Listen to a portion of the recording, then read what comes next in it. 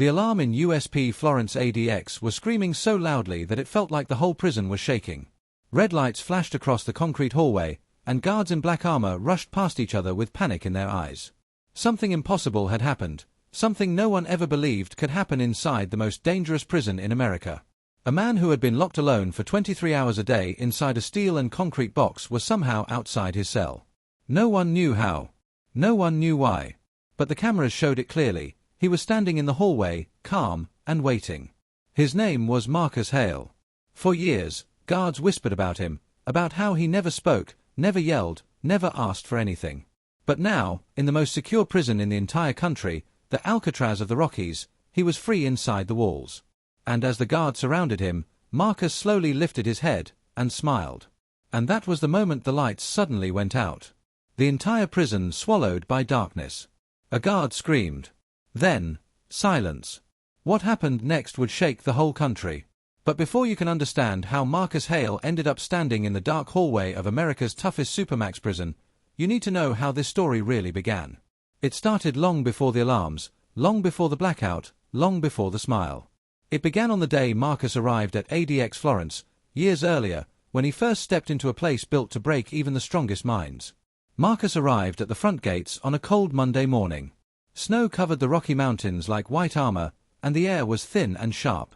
2 armored vans drove up the long road leading to the prison complex, followed by 3 black SUVs.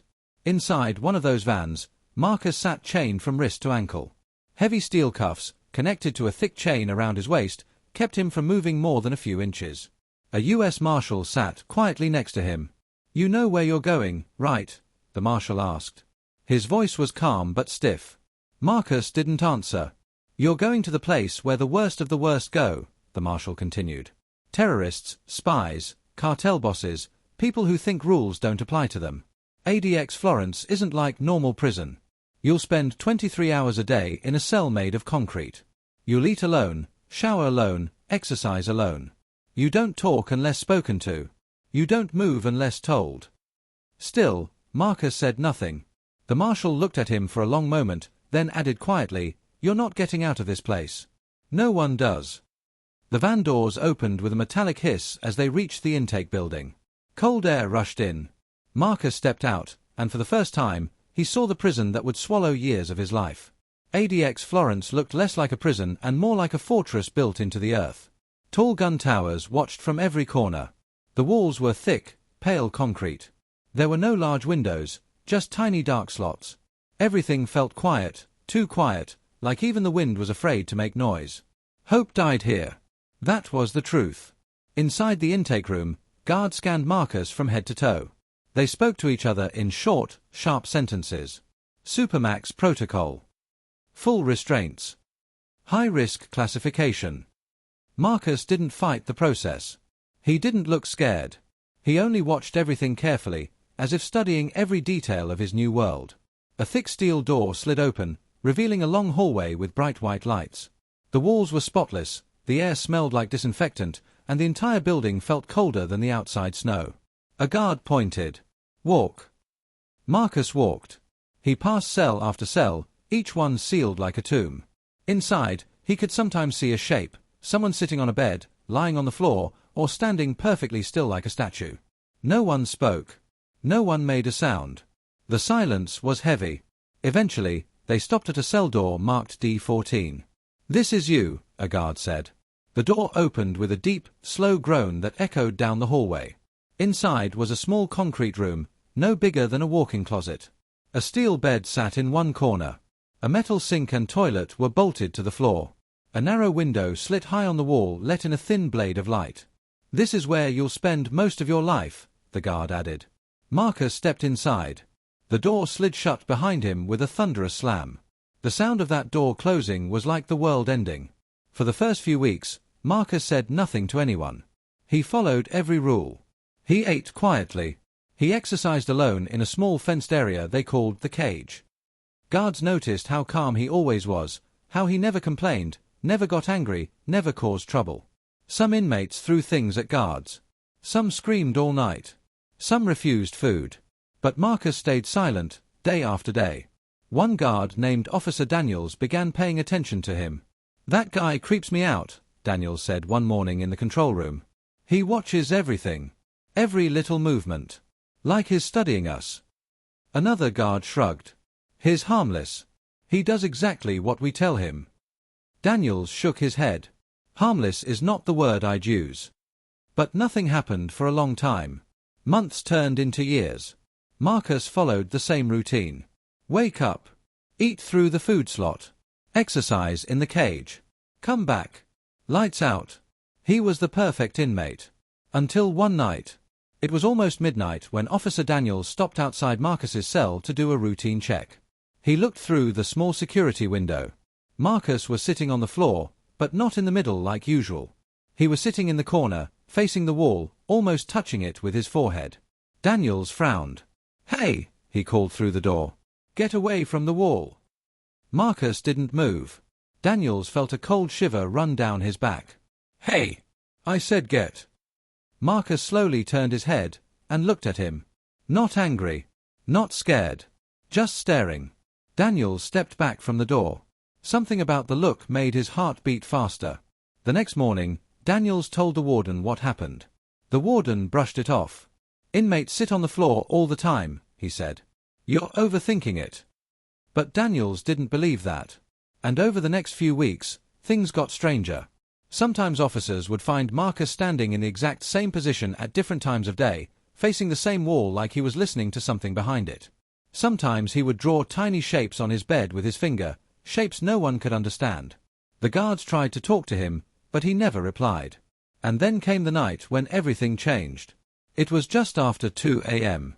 The prison was silent. Officer Daniels walked his usual round. As he reached Marcus's cell, he paused, expecting to see Marcus in his usual calm posture. But Marcus wasn't sitting. He wasn't lying down.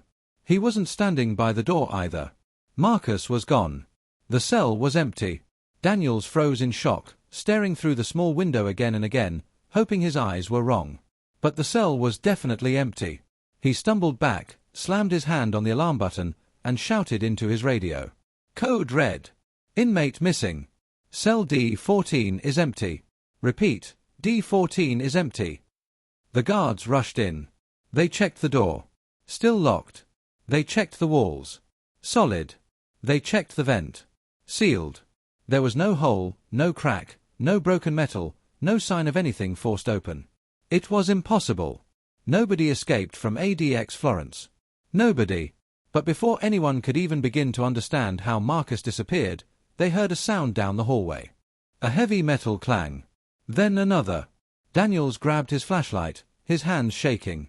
He moved toward the sound with two other officers. The hallway ahead was dim, almost dark. Another clang echoed. Then something moved in the shadows. Daniels raised the flashlight, slowly, his breath caught in his throat. The beam landed on a figure standing perfectly still. Marcus Hale. Outside his cell. Calm. Silent. Watching them. Daniels stepped backward in panic. How did you get out? Marcus didn't answer. He didn't blink. And then, the lights above them began to flicker. 1, 2, 3. Dark. The blackout hit the entire prison. That is where this chapter ends. Because the moment the lights went out, something happened in that hallway, something that would change every event that followed. And when the emergency lights snapped back on, Marcus Hale was no longer standing where they last saw him. When the emergency lights finally flickered on, the hallway glowed in a cold red color, like the inside of a warning siren. Officer Daniels blinked fast, trying to focus. His heart was pounding so hard he felt it shaking his chest. Marcus Hale was gone again. 1 second he had been standing right in front of them. The next second, after only 3 seconds of darkness, he had vanished into thin air inside the most secure prison in America. Where did he go? Where is he? One of the guards shouted, spinning in circles with his flashlight. Daniels swallowed hard. His mouth felt dry. He couldn't have gone far. The doors are locked. The gates are sealed. He should be right here. But he wasn't. The hallway was empty. The heavy steel cell doors stood closed. The walls were unbroken. The floor was clean. ADX Florence was built to be escape-proof, movement-proof, mistake-proof. Every door needed 3 independent locks. Every hallway had cameras. Every inmate was watched every minute. And yet Marcus Hale had disappeared twice in one night. Suddenly, a loud crash echoed 3 floors below them, the sound of something big slamming against metal. Every guard froze. Daniels felt his stomach twist. "He's moving," he whispered. "He's somewhere in the block." The guards rushed down the stairs, boots slamming against steel steps. The emergency lights blinked again, making the shadows dance across the walls. When they reached the lower floor, they found something that made all of them stop cold.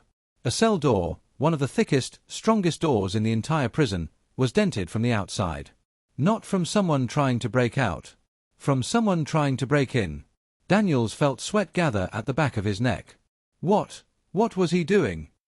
Another guard stepped closer to the dented door, running his hand across the metal. "This takes machines to bend," he whispered. "Hydraulic tools. Not a human." Everyone looked at each other. Nobody wanted to say the words. Nobody wanted to admit that something unnatural might be happening inside the Supermax. But before anyone could speak, a voice came through the radio, shaky, panicked. "This is Control Room 1. We've got movement on the cameras in Sector C. Something's wrong with the feed, but it looks like him. He's headed toward the service tunnels." Daniels felt his blood run cold. Service tunnels. Those tunnels were supposed to be impossible for inmates to reach. They were used for maintenance, pipes, wires, ventilation checks. Only guards and technicians ever had access. The doors were locked with codes, keys, and alarms.